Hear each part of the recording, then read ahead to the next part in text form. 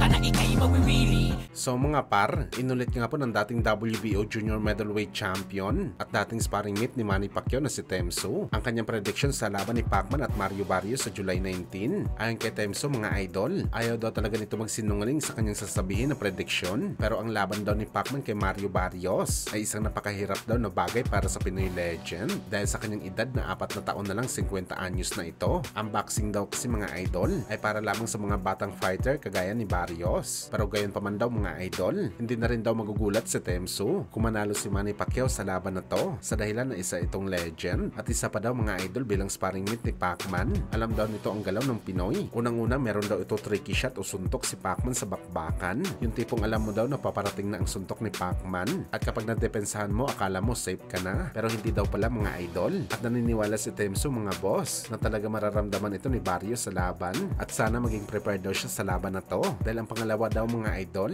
mabigat daw talaga ang kamao ng Pinoy legend. Malakas daw talaga sumuntok si Pacman kung ibabase mo ang kanyang katawan na mas maliit pa sa welterweight division. At imagine mga idol, kung naramdaman ni Temso ang lakas ni Pacman sa sparring, na alam naman natin na meron silang suot na headgear at makapal na gloves. Paano pa kaya mga idol kung wala na ang mga ito? Anong damage pa kaya ang ibibigay ni Boss Manny kay Temso? Samantala speaking sa lakas ni Manny Pacquiao mga idol, nagrereklamo naman po ang long time best friend ni Pacman na si Coach Buboy sa mga suntok na hindi mapipigilan ni Boss Manny na tumatama sa panga ni Coach Buboy. Well, hindi naman natin masisisi mga idol itong si Coach Buboy kung magrereklamo siya kay Pacman. Ikaw ba naman mga idol, araw-araw kasaktan ni Pacman sa training sa loob ng halos 2 o 3 buwan na ensayo na sigurado tayo mga idol na mas marami pa ang bugbog na tinanggap ni Coach Buboy kaysa sa makakalaban ni Pacman sa bakbakan na 36 minutes lang ang laban nito. Kaya saludo talaga tayo mga idol kay Coach Buboy. Isa rin talaga ito sa mga nagsasakripisyo para makuha lamang ni Pacman ang kanyang tamang kondisyon para sa importanteng laban nito kontra kay Mario Barrios. Worth it naman ito mga idol dahil nakita naman natin ang pag-improve ni Pacman simula nang pumunta ito sa US para mag-training. Ngayon parang kidlat na ito sa bilis mga idol.